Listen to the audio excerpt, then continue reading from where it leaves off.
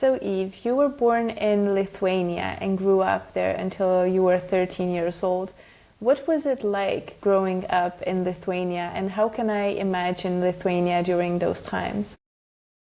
Well, Lithuanian culture altogether was very rich with being intertwined with from a religious background, but then also nature. Nature meant the world to people. That regardless of what oppressions were happening during the time being occupied by Soviet Union and the history of wars and everything that took place on the European continent, which were carried by generations, people counted on nature to be able to propel them into the next year, into the next day, into whatever they could believe in. So we were very, very integrated into different nature festivals, or just because if you had 5 minutes available, go outside, right? But um, it was a very valuable way of being brought up, especially now that I live in United States, where a lot of these perspective points are not discussed openly or acceptable even in the cultural level. A little bit of background. My father came from a famous musician family. He himself was, I think, in 1976 awarded the best guitar player in all of Soviet Union. So I came from a background that there were a lot of famous people in our house. There were lots of parties way past hours, when children should be asleep.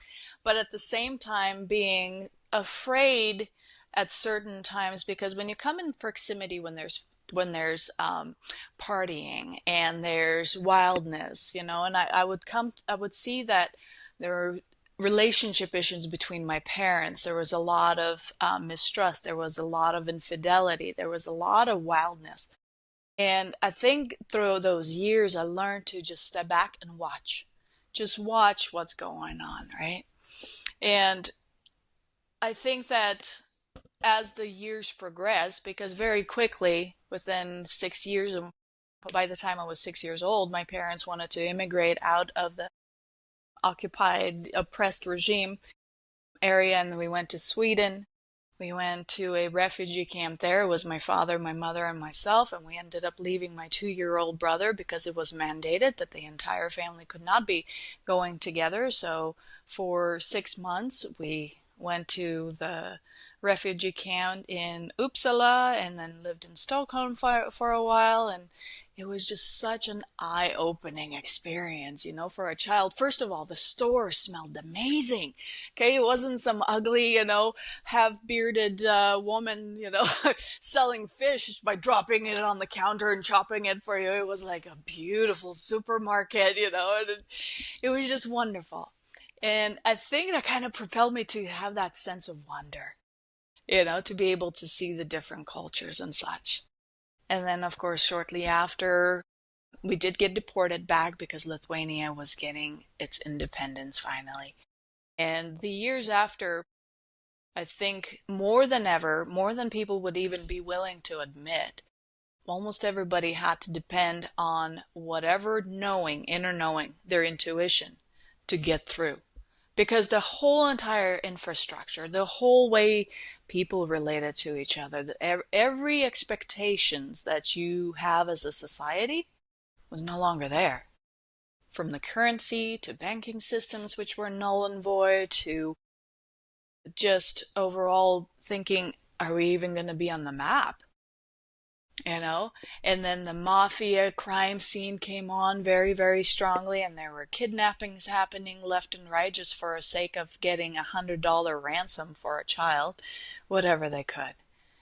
So it was a very interesting time, about 3-4 years or so, where it really got peaked, to where whether people admitted it to themselves or not, they really depended on their intuition to get them through. People had to get creative and find ways to survive. So I can imagine that sounds like a very difficult way of life, because it sounds like you have to adjust to a new reality with banking systems changing, with everything sort of the world around you, you're still in the same place, but the world around you has changed so that nothing is the same as it used to be before. Mm-hmm. Yeah, and I saw that during that time of greatest change, that's when I witnessed most people who were of, let's say, 40s, 50s, and above, that were dependent on their life staying the same, needing that comfort, needing that routine. Um, that's the time when most of them fell ill. And um, their health got very much affected by the stress that they were feeling. The way that that works is that a person who's self-aware, aware of their spirit, learns that the value of their own being is within here, right? So every day the universe provides us with energy. It provides us with pure energy, but then it is with our disbeliefs and the lack of belief or just weird thoughts, weird ideas that these get twisted and we like literally dissipate that energy, right? So how much do you throw away energy onto things that don't matter? The more you bring your attention to spirit, the more it grows. Every single person has that. So that's where, stronger energetic people are just simply people who understand that they don't want to throw it out onto things that don't matter. That's so true. Yeah, that's very well said. I've never thought of it that way, but I'll keep it in mind now. Yeah, really well. So back to the story, what I was saying is that during that time when Lithuania was now at the peak of the crime and the stresses and all that upset of the entire system, all the unknowns, the dependability on your society being to take care of yourself was gone, was a time when I noticed a very unique thing, sad thing, but it is just part of our human nature, is that stress, that constant stress, just took people who were of older age, let's say 50s, 60s, and so on, just to a point where their healths just deteriorated. During just a period of a few years, cancer started showing up like never before. I had my grandmother get cancer and she died during those years. And I mean, she went through 2 world wars, right? And raised 5 kids through famines, through whatever. But that particular time was where she was no longer able to cope with the change and foresee hope, foresee that future is including her, right? And I saw my neighbors next door and people just overall, everybody's health got, it's like you take something and you just strangle, that life flow. So I noted that. I took a note of that and going, okay, well, stress perhaps has more weight than it's given credit for, and watch out for that. People that are lighthearted probably are nodding their heads going, yeah, I get that. That makes sense, right? Knowing that you can shake off even a cold a lot faster when you just have that lighthearted way of going through life instead of everything that happens around us, which happens by billions of attempts every second, right? To just go, you know what? I'll coast above that. It's all right. I have hope, I have faith, I have, a good way of looking at things. So. Absolutely. And I think that's so important to, whenever we think we're going through, a health issue or anything that's so big, to sort of try to make it smaller in comparison somehow, because it helps our minds process it as opposed to saying, well, this is, the end, this is such a big thing. I think we deal less well when we make things out to be bigger than they are in our minds. And during that time, too, of that stress was a time when my mother had another child, right? And so during that birth, she had a near-death experience. She remembers going out of the body and a voice greeting her and saying, "Okay, that's it." And then in her vision, she just expressed her mission going, I have my daughter. I have to raise her to be a good woman. And then instantly she just got slammed back into her body, right? But after that, I think her thirst for knowledge just escalated 100-fold. She wanted to know what's more to life. She wanted to know not only what she saw and how that plays in, but she wanted to know why did her identity remain the same in the spirit form that she got to just barely touch upon, right? And so she started reading. I swear, if she was the happiest with the cigarette, a cup of coffee, and stronger coffee than I've ever seen anybody. Okay, you can peel car paint, okay, with that. And books. It was books in any language, books about knowledge, about self-development, right? And I remember still growing up around, around her, and she's like, come here, come here, come here, I gotta tell you this. And she just would read. I learned multiple languages that way of the subjects of metaphysics and spirituality and all kinds of cool things. And of course, lots of near-death experience stories too, because she started connecting with people. Like-mindedness of your own excitement about something begins to bring those opportunities to you. And so shortly before we even know it, we received a letter that we didn't know about it, but my father had submitted an application to the green card lottery. So here comes a letter one day, a big envelope, and through the postage you're able to tell that it's not from here, not from your region. And my father came in, and I had never seen him that pale. He was pale to begin with, okay? Lithuanians are slightly blue-toned, okay? We don't see sunlight much. And he was just pale, and his hands were shaking, right? And he's holding this big paper, and he's like, everybody come in, everybody come in. So all the family sat down, and we opened up a letter, and there was an explanation going, you have been selected, you won the green card lottery for your family, and you have 1 year to complete all your paperwork processes of the immigration and move over. So from that moment on, and it takes about 2 weeks for that letter to get there. So the clock was already ticking, right? And all of a sudden going, another change. Oh my goodness, right? So I had not known English. I had spoken French, German, Russian, Polish, Lithuanian, but nothing that I could, need to have for going to the States.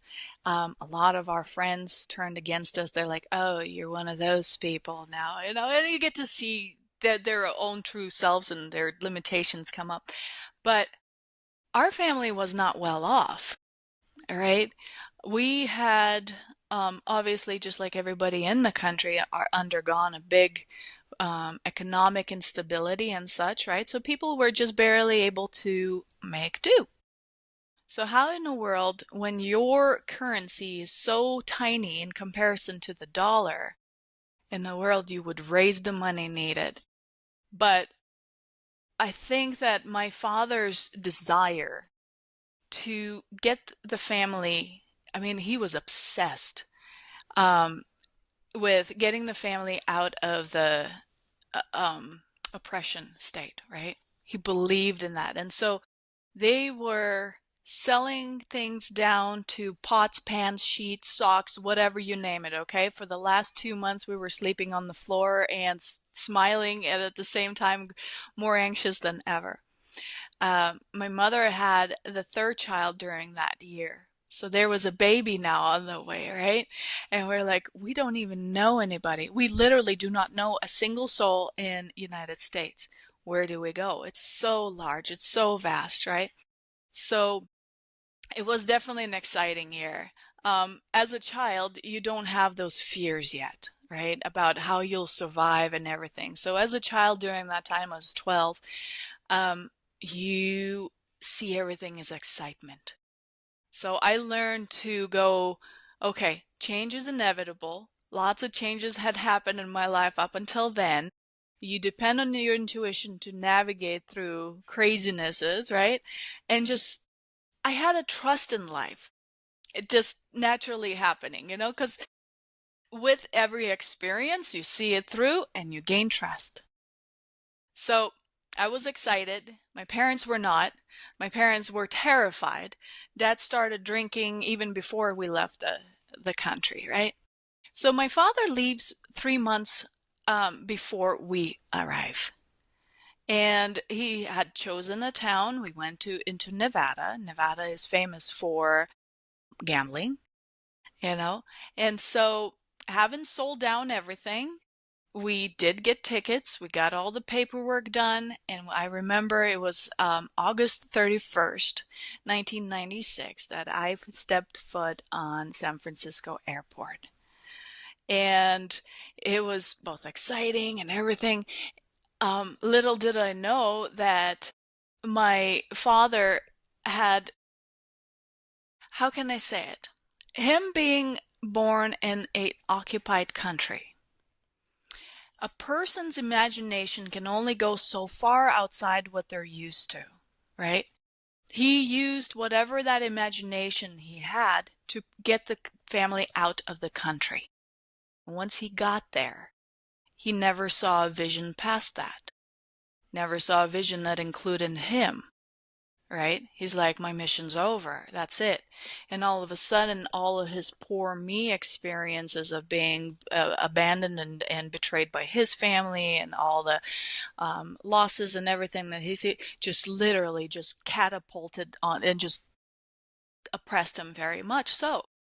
My father, long story short, within 3 years of that, committed suicide. He gambled away everything he could because while working in the casinos provided plenty of job opportunities, he only saw how people were winning. He never even saw. So there was this large disconnect, of how what you are used to and where life takes you, and what is possible for you. He never saw through that progression of what was there for him. And so yes, he took his life, and I was still a teenager at that time, oldest of the children. And then I watched my mother deteriorate mentally. For years she became very, very mentally unstable, extremely depressed, manic to a point, right? And I'm like, okay, we still don't know anybody here. I don't have any family here. I was 18 at that point or whatever, and I had a younger brother, younger sister.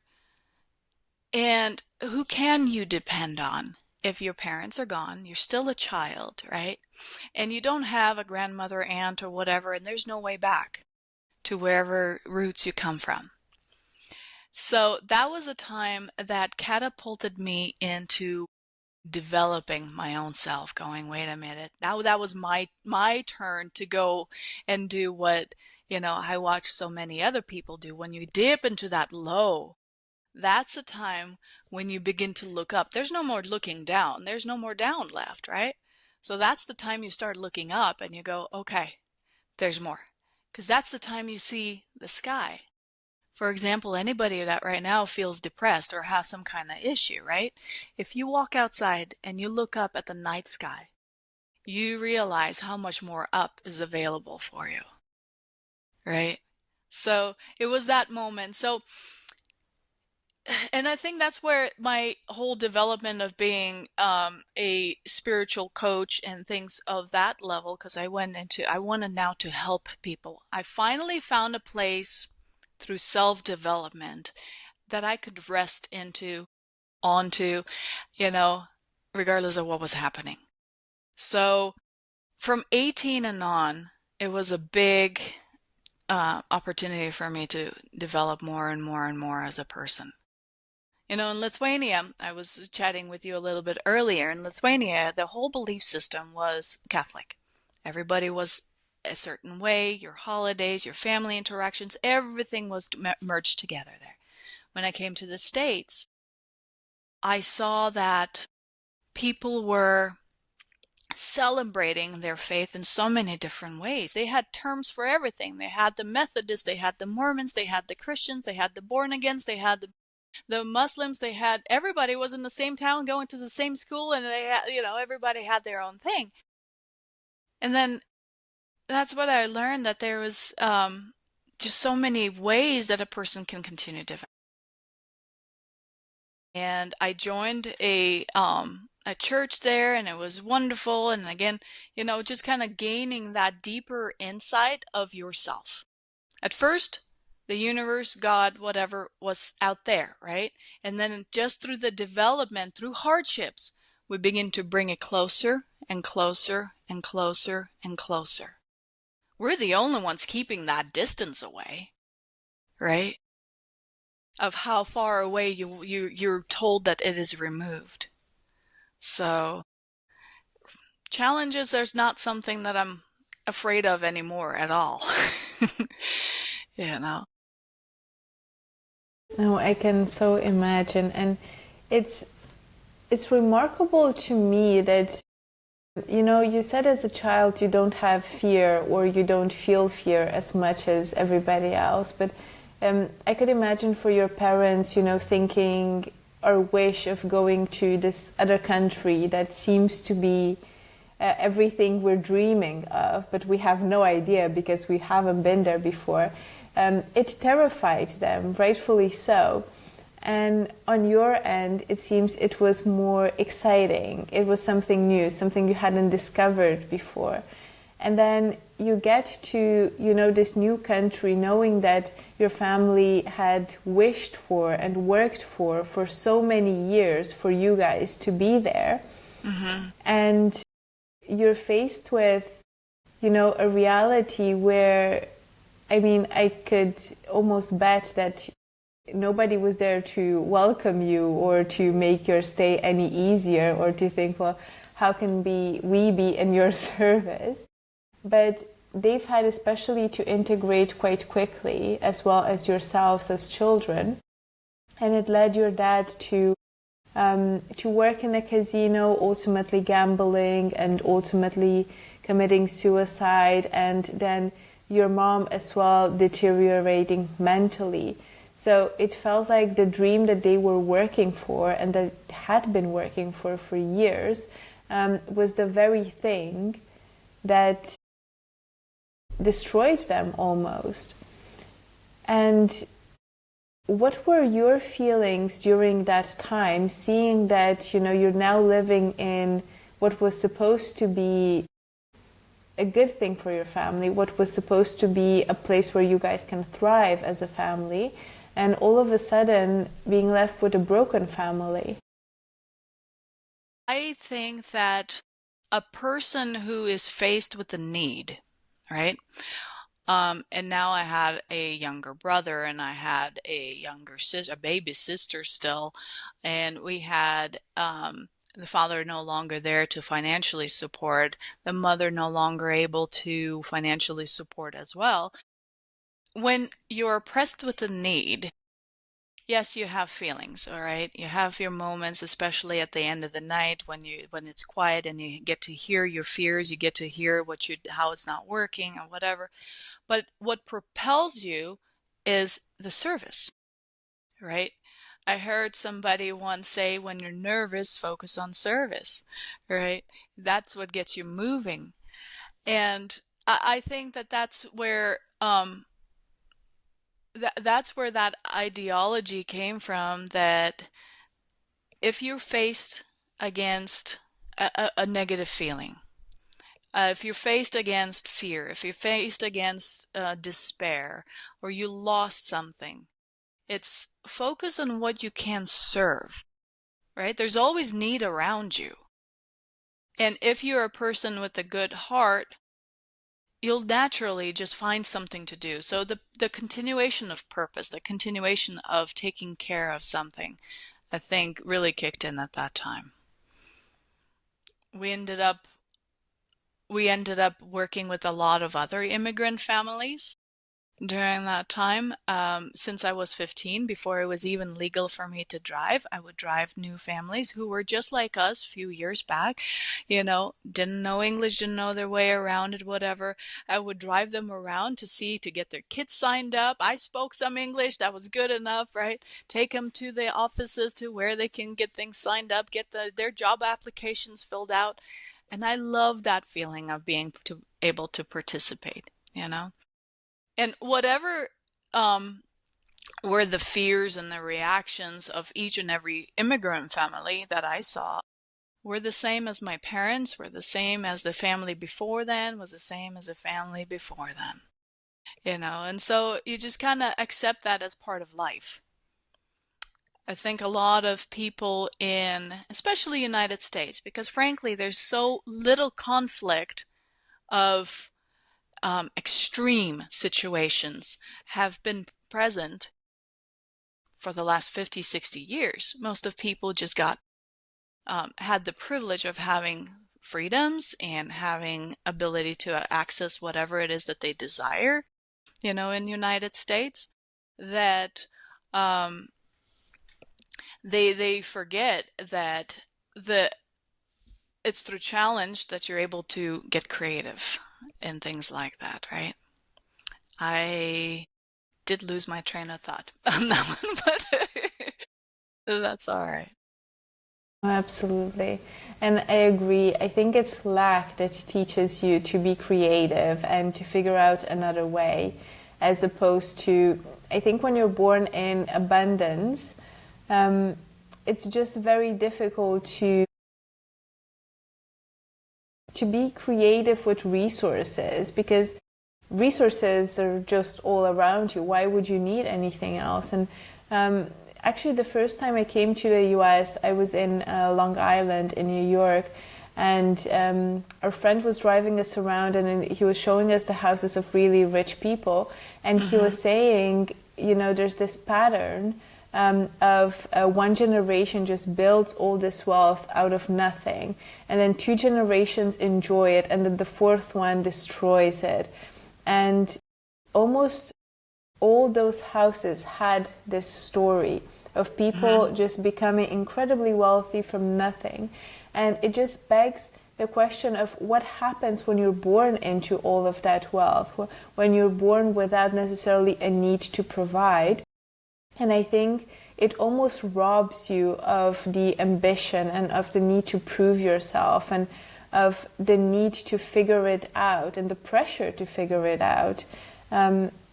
Because, for instance, in your case, you came to the US and you had to help your mom take care of your siblings. You had to figure out how to integrate in a new country. So there's this pressure that you have to deal with and make a way forward.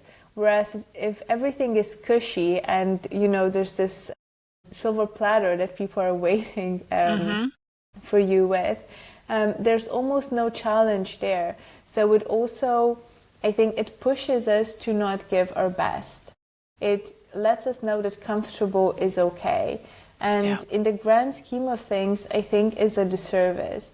Whereas lack, even though difficult, is one of those things that really pushes you to give it all you've got. And I think exactly. I think that also how we depend, where we rest our dependencies really changes. Because, like I was saying, right, during that generation who is building their wealth, they are depending on creativity. They're depending on inspiration. They're depending on the ability to gain new skill, new insight, right? And they, frankly, if you look at from a spiritual perspective, just from an energetic perspective, their ideals are higher. They're getting their help from sources that are invisible.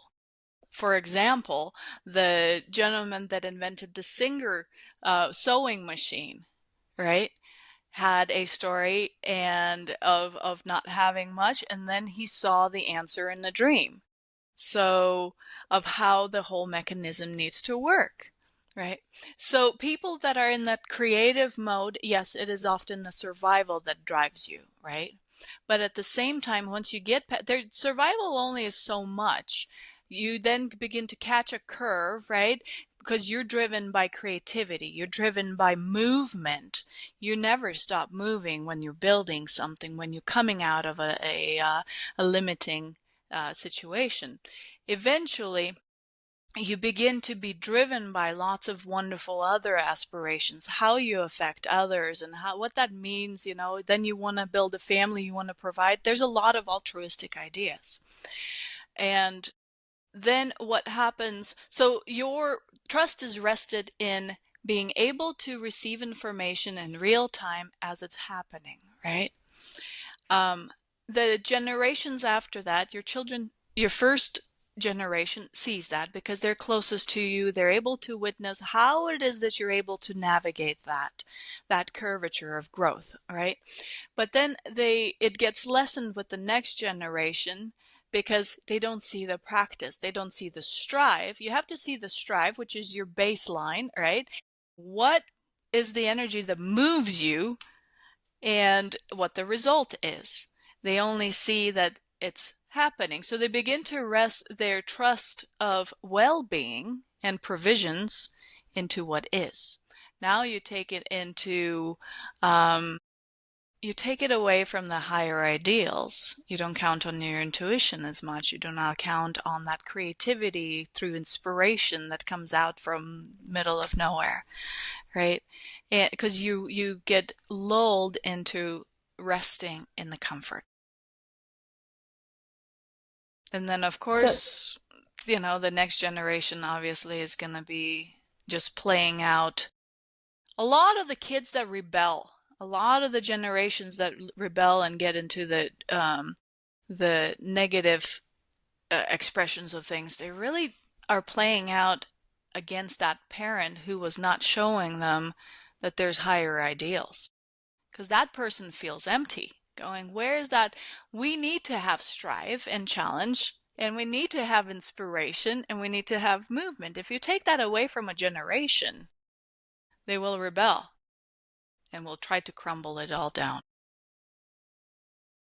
So how do we tap into that energy of creating, that energy where it's almost like somebody outside of us or something outside of us is giving us the answer or is telling us what the path is? I think that the very first step is knowing that your build, your design, is like a radio. You are already equipped with what you need. And it is about tuning your information, your frequency, let's call it like a radio frequency, right? Your channel, to what will be adding to you. So, like I was saying earlier, if a person is believing that all of greatness of energy and everything is so far removed, that's like a signal that you're not really hearing. So through knowledge, and it's amazing how much information is available, books and courses and so on, right? You got to have the experiences that move you closer to accepting the idea that you are what you are. You are able to receive that influence. That influence comes all the time. That energy comes all the time. It is not, you don't need to be on the mountainside, somewhere in the deep meditative state. You not need to be in close proximity to anything. You are at the very core, at the very center to where all that comes in. It's just beginning to limit those ideas. Through education. I believe that is how we're able to get ourselves closer. Absolutely. And I love that of just furthering your knowledge and building that knowledge bank, and also at the same time understanding that you don't need anything outside of yourself. I think that's an idea that's so contrasting to the reality we're in, where you go out of the house and you see ads and you see shops trying to always tell you you're less than, and you need this and you need that and you need 10 other things to be worthy and to be all right. And I think understanding that we do have everything we need, we can achieve anything we want, because that's why we were born. I think it's a beautiful belief to start from, and for whomever it doesn't sound true at the moment, to start to understand why it doesn't sound true and how we can peel back those layers so that we can begin to believe it for ourselves. the aspect of intuition, of healing, of celebrating, of creation, and all those wonderful things exist throughout all of our planet, with the exception of the grown adult mind. A child has that. They're that way, right? Getting so we already have that design, but it's through the repetition of what isn't working and the problems and the limited ways of thinking, right? Then we get into this adult mind.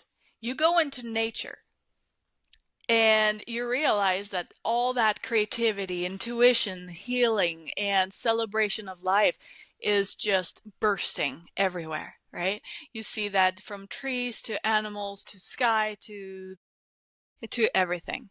You see the children play. They have the exact same curiosity, they have the same imagination, they don't have those beliefs.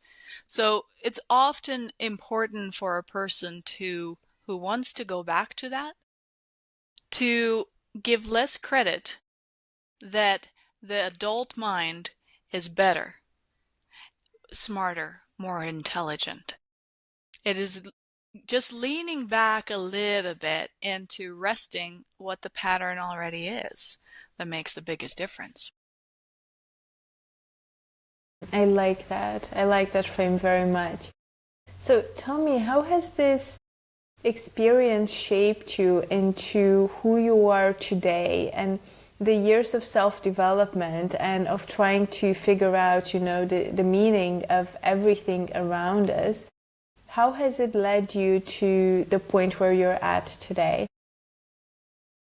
The point where I'm at today is my husband and I, we founded Discover Wholeness with the idea of putting together teachings for people to very simply understand that development is a natural thing, that spiritual connection is the most meaningful thing for a person, because then you can begin to relax and thrive. You don't have to count on your intelligence. You don't have to count on your genetics. You don't have to count on your emotional maturity, right, to navigate through life. So that's what all of that came from the ability to participate in life and watch as what you would call negative events happen, the difficult events happen, and still being able to participate. When you watch, when you take back, instead of reacting as much, you spend more time watching, you begin to notice the patterns. And then you begin to note those patterns. And that's what, throughout my life, on all the immigration story and everything, you learn the patterns. There's only so many stories, so many patterns that humans have. And you're like, oh, this is not as mysterious, as difficult as everybody thinks. That's the grown-up, intelligent mind that goes, oh, goodness, if this and this and that, it's so just a cluster and difficult to solve. No, it isn't. There's just... So in these elements of being able to watch life unfold, we gathered the knowledge of how people can progress on their own, come out of the limitations. And in our work, especially my husband's work, right, they even were able to come out of limitations of physical diseases, physical traumas, and things like that in a very short time. When you begin to follow the framework, when you begin to follow those patterns of how naturally life flows, things dissolve that were a giant monster of fear or a challenge, and they dissolve in a fast way. So now more than ever, I'm driven by the desire to help, the desire to be of service. I think that as the world is now in the status that it is, right, with a lot of fear being controlling people, is just speaking the language, speaking the word, showing up on whatever stages, in whatever platforms, in whatever ways you're able to uplift another person, going, hey, snap out of it. Snap out of it. Look up. There's an endless sky there. Are you waiting for that moment till you hit the bottom to then look up? Many people right now feel that they're heading down a path of just horrible future for the world. I hear those stories over and over. And by default, the human being will avoid stepping out of their comfort zone until they're pushed to that wall, till they hit it, till they just, and many of us are, what's the saying? No pain, no gain, right? Are waiting for that moment till that pain becomes so unbearable. But many people don't even survive that point once they hit the most painful point. So why not look up wherever it is that we're at now? If it's fear that's controlling a person, look up. See what's the opposite of fear that is present in your life. And a very, very important element, and that's what we do in our trainings and in our conversations all the time, is that you cannot do two things at the same time that are opposing. I can't be living in Lithuania in the known, comfortable, having family situation and be at the same time the person that I am now after all these life events. I wouldn't you can't have both, right? So you can't have fear and the habits and the patterns you have now without being able to be somewhere else. So at the point where a person begins to look up, you have to be willing, to put value in whatever it is that you see that is more, that a person is capable of being, and follow that. Absolutely. And you've also mentioned that you were working on a new course that was about togetherness, about unity, and that we often tend to get it a bit confused as to what unity is and what it should be. Could you tell us a bit more about your thoughts on unity and what this course is meant to share with us? So with the course, that it's going to be a series of courses, really just to bring people into the conversation of what unity is. I've learned that through the years of living in the States, the spirit of, and I'm sure it's like that all over the world, but the spirit of what I call the disassociation is very, very present. Whether it's due to competition or misunderstandings or just simply being afraid that somebody doesn't say or look a certain way. Like I was saying, having come to the States and seen so many different variations of religions, what I had learned is that everybody is just busy pointing at the differences. Instead of going, hey, you celebrate something amazing, I celebrate something amazing, cool. You don't have to persuade, or the next step of just dissociate with them. I watched that over and over. Those kids in the high school, belong to that religion. Oh, that's not me. Those people right there, they speak a different language. They wear beads and they have a statue of Buddha over there. Oh, they're weird, right? So the idea of the courses and all the conversation that with our business, right, is to begin to merge people going, you are spirit, yes? And what are the values of the spirit? What ideals is it following?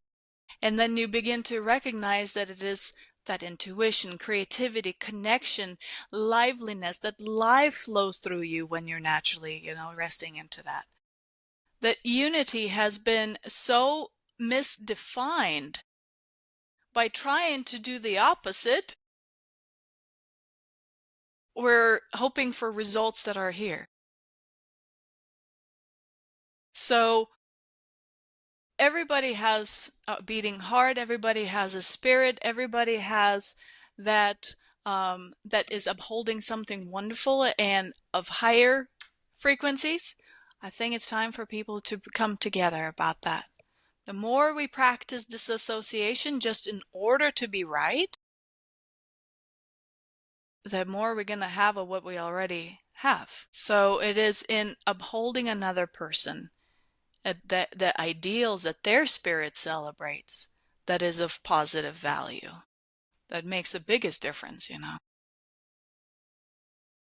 Yeah, I couldn't agree more. And I think this is the message that is needed right now to be heard by so many, given the division that our world is in.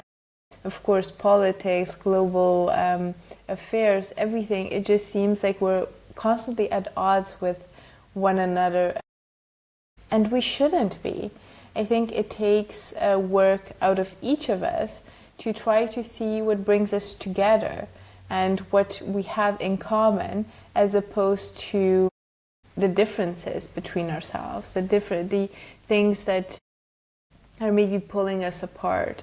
And it's really in our hands to recognize the difference between the two. And it's not hard to do. Follow the joy, follow something that will make you feel better by lifting up another, right? Maybe, like you said it earlier, about that fourth generation of the creators of wealth, the generational wealth. Maybe we are the generation of the fourth and the first. You know, here we are standing at seeing what isn't working anymore. And no, we're not going to stand for that. That is not what we are. We know there's more. We hunger.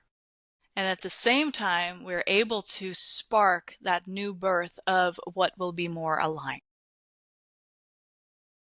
So regardless of how wild the world seems, I think we're at an exciting time that if you do not participate, you don't get to be an active participant and the beneficiary of that generational wealth. Absolutely. I love how you have such a optimistic and positive frame through which you see everything. It's contagious. I don't remember who was my person who lit me up that way, but I think it's just when the person's aware of this space in here, right? You know how things affect you. And it's about having a preference. Do you want that dirty feeling, that lower feeling, or do you want to have the more positive feeling? So keeping this house that we have in our spirit, right, in our own being, clean by preference. You know, I had to take away a lot of family members and a lot of friends and so on who were negative out of my life. But that was my price to have a solid way of being. So positivity is just another thing that happens, I think, naturally as a contagious thing because it's part of life. Absolutely. So Eve, it's been such a pleasure hearing more about your story, talking to you, and I think your outlook on life. I mean, if we could catch even a small part of that, I think it would do us well in all of our lives to look at life playfully, to look at challenges as opportunities, and I think it's you've definitely had a life with its challenges, but the way you chose to rise above them and to, look up to the sky instead of down, because there's not more down to look at.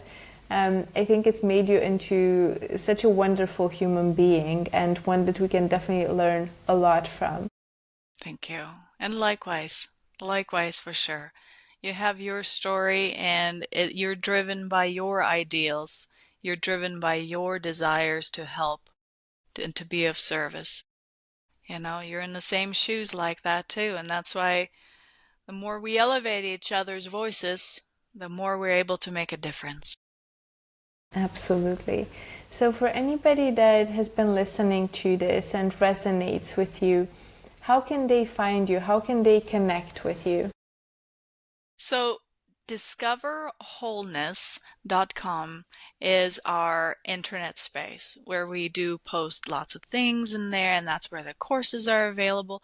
But my husband and I, as the founders, we are extremely accessible. We love conversations. We love being able to help out. So discoverwholeness.com is the place that they can come and reach out, and we 100% answer everybody.